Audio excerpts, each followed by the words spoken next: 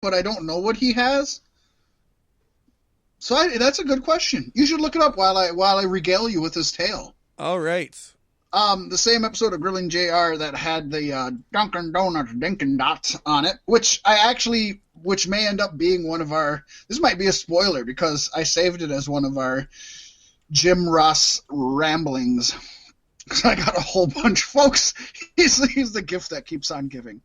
But at one point, he's sitting there talking about how people say he's a cranky, bitchy, old, hideous man.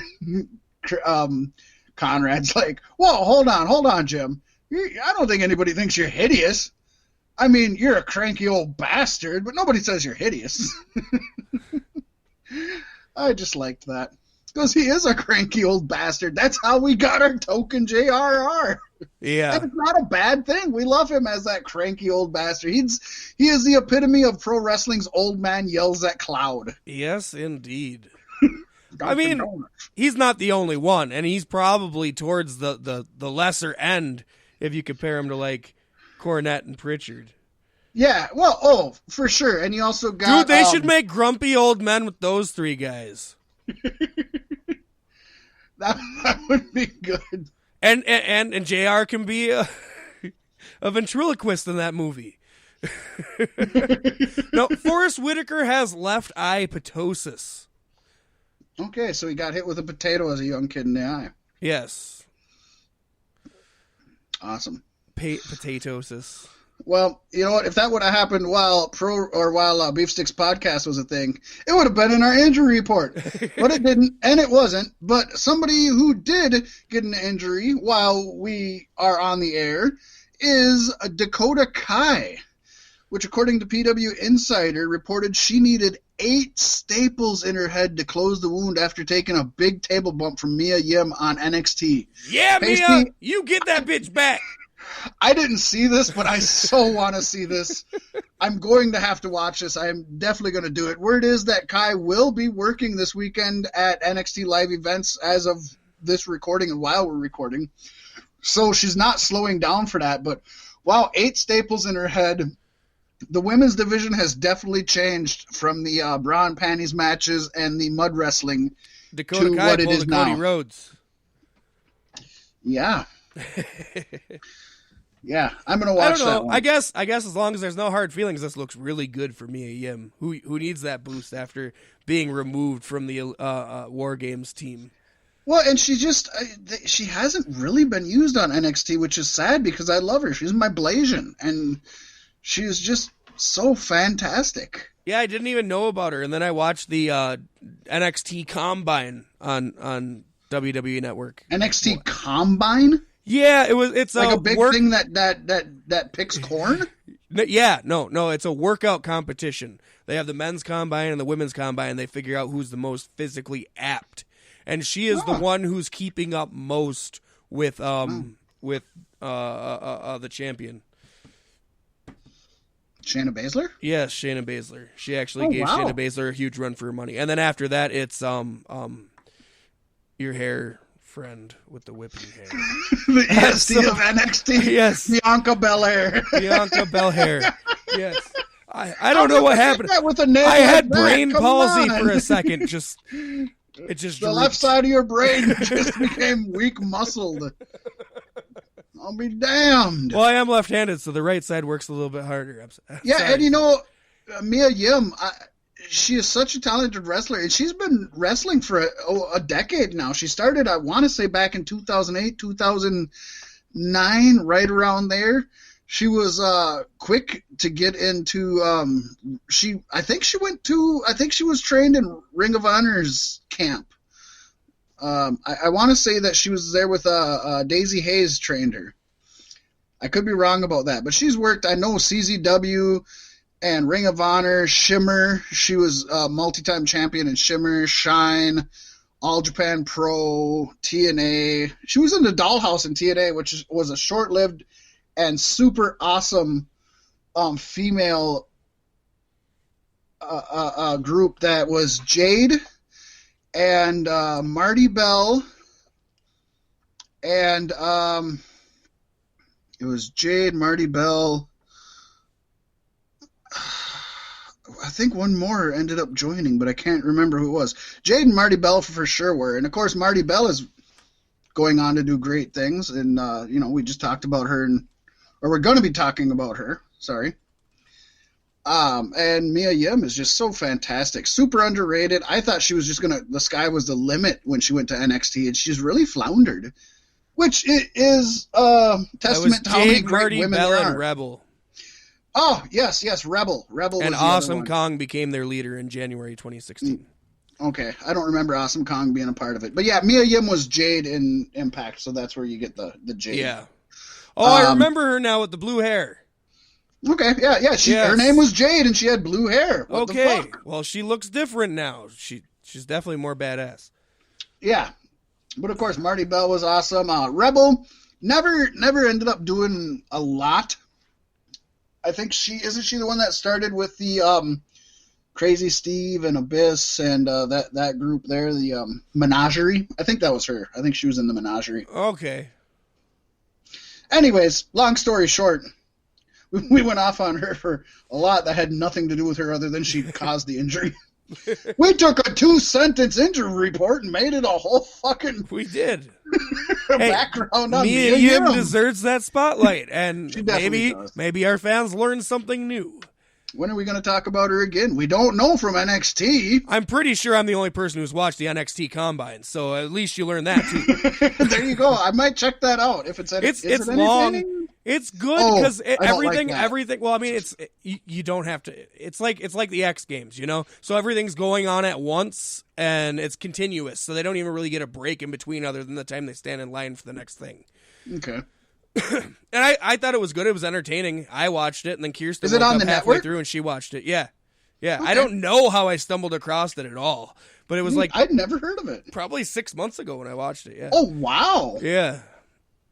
Neat. You learn something new every day, man. Yep. There's a men's half too, but why would you want to watch that? Well, we just don't care. Braun Strowman is dealing with a minor injury that forced him to miss a recent WWE show. Strowman was slated to headline the WWE house show on Saturday night in Jacksonville, Florida. Ooh, the home of AEW.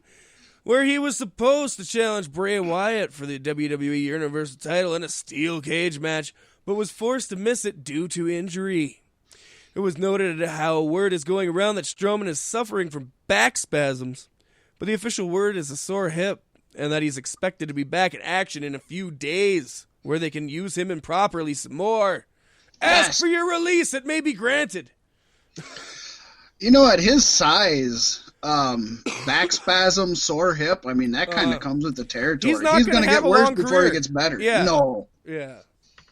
It's they should have pushed him when they had the chance, because now they'll never get to, He's never gonna have the success he could have had if He'll disappear for 3 years and then get a fucking Netflix series that nobody ever watches. Yeah. They should have caned him, and I don't mean hitting him with a stick. I mean the way that Kane came in at such a young age, and they just pushed him to the moon, and they attached him to the biggest star they had at the time, The Undertaker.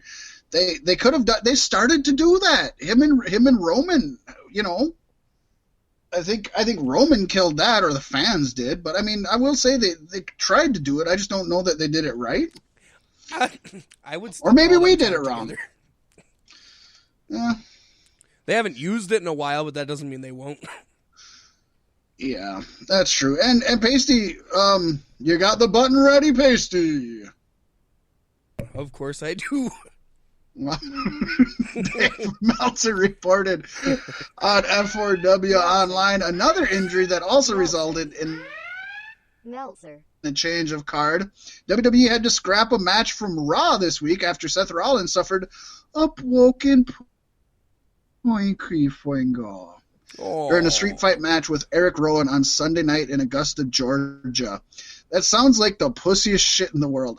Don't get me wrong, it's legit. At least he was still able to turn around in that swivel chair in the back of the van to determine that he's with the AOP now. Great. Yeah, right. Rollins was pulled from his scheduled match against Cedric Alexander. Meltzer did note, though, since being evaluated, Rollins has been cleared to perform with the injury going forward. No shit. These are pro wrestlers. They can handle a broken pinky. Yeah. Not that I wish that on anybody, but it's a fucking broken pinky. I'll go to work with a broken pinky, and I don't get paid millions of dollars. Remember when Rollins I'm lucky to get paid John minimum Cena's nose with wage. the knee? I do remember that. That was good time. And now he's got a pinky, and he missed a match. Yeah. Oh, my boo-boo. Pasty, oh my god, we got so much to talk about in the Savage Sentinel. Yes, we do. But right in the middle of that, we got the NWA Into the Fire predictions. Their first pay-per-view event under this new banner. Which, by the way, is going on as we are recording this, but... Hey, we counter-program every week, motherfuckers. You damn route. You damn route? You damn route! But we are being honest. I don't think either one of us are looking at predictions, and we made our predictions earlier in the week. So, I am looking forward to seeing this one. This is gonna be neat. This is NWA's year end. I expect it to be very different than NWA Power, but I don't know. That's kind of yet to be seen. Oh man, I didn't read. Like, I was going through this really quick earlier when I put in my shit, and I didn't realize it was Eli Drake versus Ken Anderson. But in the light of not looking like I'm cheating, potentially, I'm going to keep my pick. Well, Pasty, Eli Drake versus Ken Anderson. Who do you pick? Ken Anderson. Mister. They really are pushing Ken Anderson also, so this one could easily go either way, although Eli Drake is kind of this is kind of an indie wrestling fucking wet dream of mine. Oh yeah. I haven't watched in a while, and I can't imagine the promos these guys must have been working on each other. Well, the great thing is these two guys are both solid in-ring workers. They're not going to go out there and have a 7-star match in the Tokyo Dome. They're not. No. Eli Drake a little more than Ken Anderson, but they're both solid. They both put on good matches. They both can work with anybody. But like you said, the promos are just fucking awesome. And Eli Drake is quickly becoming the next Rock as far as promos go. I mean, there's Does he so still many have people. the dummy yeah button, or did he have to scrap that? No, he's gotten rid of that in recent weeks. But I love that. So great. I picked Eli Drake. You're going Mr. Anderson. I think it easily could go either way, this one, for sure. Yeah, no. Like I said, this is a huge wet dream of mine. Like, this is something I've always wanted, and I actually think I knew I wanted it. Like, the first time I saw Eli Drake at Impact cutting a promo, I'm like, oh my God. These guys, to me, like, they might not be the best wrestlers in the world, but these guys are made out of solid gold. And if this is your lead-off match and not your main event, this card is going to be amazing. It really should. And they're going to follow that with what might be the worst match of the night, but for no other reason than they're just not the best workers. But they're too old. They're too old school kind of cats that are just going to give you a slobber knocker, damn it. They're going to bust out the Dunkin' Donuts and the Dinkin' Dots on this one. We got the Question Mark versus Trevor Murdoch. Now, I had originally, from watching Power, thought that I think they did mention at one point this was going to be if Murdoch won, Question Mark had to unmask, but lately, and I haven't found anything online that backed that up, so I either made that up or that's something they started and then did away with. Because as far as I know, that is not the stipulation in this match. It is just Question Mark versus Trevor Murdoch. A slobber knocker of a match. What do you got, Pasty?